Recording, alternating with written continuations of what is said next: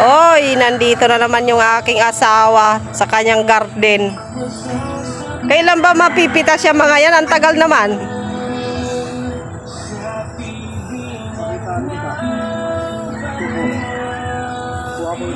Tubo? Pwede ba yun? Sino?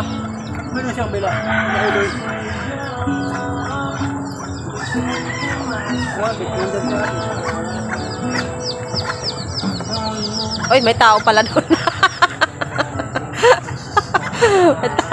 May tao pala doon.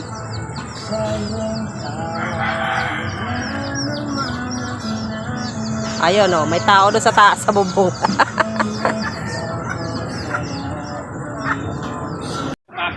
Tao, na nakukuha muna. Hindi daw magbigay eh. Oh.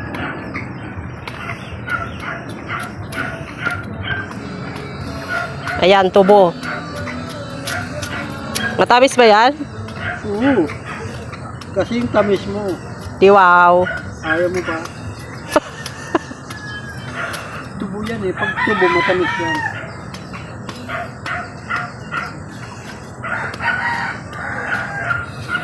Nandun na daw sila hingga. Ngayon, hindi daw sila uwi. Oh, may nagiinom doon oh. May nagiinuman doon oh, sa kabila.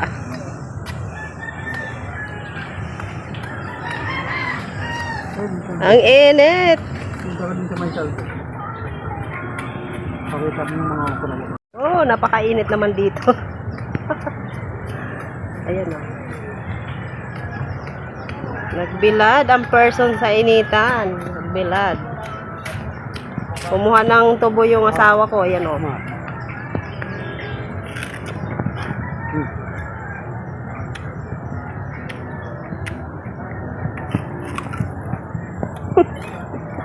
Yoko yan. Init naman dito. Tara na. Tara na. Uwi na kami. Ito yung saging na lapatan.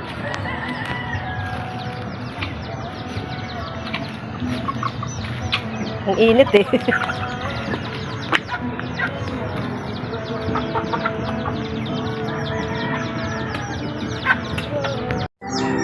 Yan o, yung manok ko may ano. Ang lit nung manok ko may sisiw na siya. Ang lit lang niya, pero may mga anak na. Ayan, dito na naman kami sa tabing ilog. Yung asawa kong umangata ng tubo.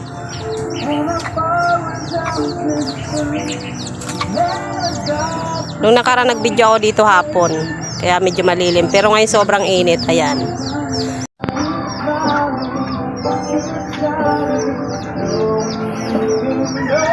Ito tinititigan yung manok. Kung pakatitigan yung manok, baka gusto mo pang gawing tinula yan.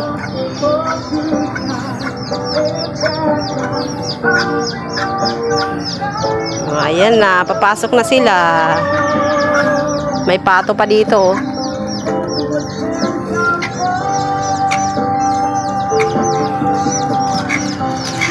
Sige, hulihin mo, matapang pa naman yan. Oo. Tutukain ka yan. Maano pa naman yan, matapang. Maliit lang yan, pero matapang yan. Sige, hawakan mo. Pag ginawakan mo yan, tingnan mo, ayan na. Sasabungin ka niyan, tingnan mo. Hawakan mo pa, tingnan natin kung anong gagawin. Buhatin mo. Buhatin mo. Ayan, lumalapit na sa'yo. Huwag mo ilapit sa kanya. Tingnan natin kung anong gagawin. Matapang yung manok eh.